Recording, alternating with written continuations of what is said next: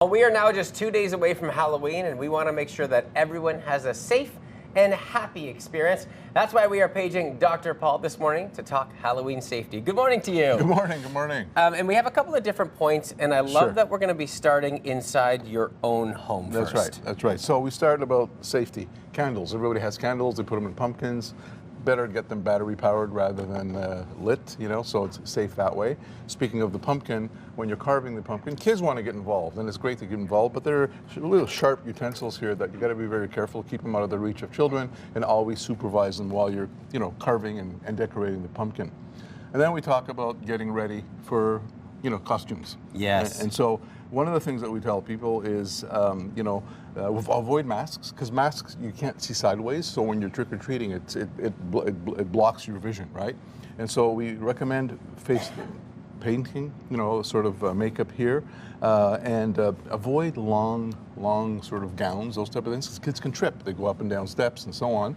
So just be safe. So be mindful of what your children are wearing in terms of their disguises. It's in so smart. costumes. It's so smart too, because you mentioned not looking or like having something you can trip on because they get so excited. Maybe they're running up to a house too. Exactly. Right? Yeah. That's the whole point. That's the thing. And then the other thing too. So when you're outside trick or treating, a couple of things. First of all, make sure your driveway or your walkway is clear, because a lot of kids can trip. Again, they're sort of running around. Oh yeah. And then you want them and yourself, and you're escorting your children to be visible, right? So there's some neat stuff that's out there. There's these glow necklaces that when you snap them, they kind of glow in the dark.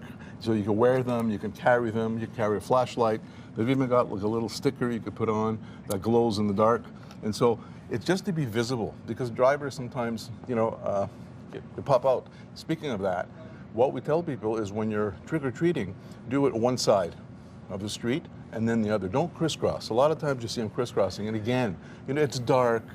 Sometimes kids run around, so beware of that, and also drivers beware as you're driving. On Friday night. It's 2 days from now. Yeah, definitely. And Melissa letting us know too. We might see a little bit of rain in the forecast. Just before we get to the last part, what are some tips if it does start to rain? Well, again, make sure your children are well dressed, and then sometimes it's cold. I remember having to put coats on my children below, underneath their costumes. Just be careful. Again, for drivers, the leaves get wet, so the stop time is longer, and you can trip. It's a tripping hazard as well, so that's important. Okay, and then finally, the actual candy that we get from the homes. Yeah, so a couple of things. Make sure that you go through never leave your children get the candy or get the treats before you examine them, okay? So put them out, throw them out on the table, and look at whatever is there. If it's not wrapped or if it looks like it's been tampered with, don't use it.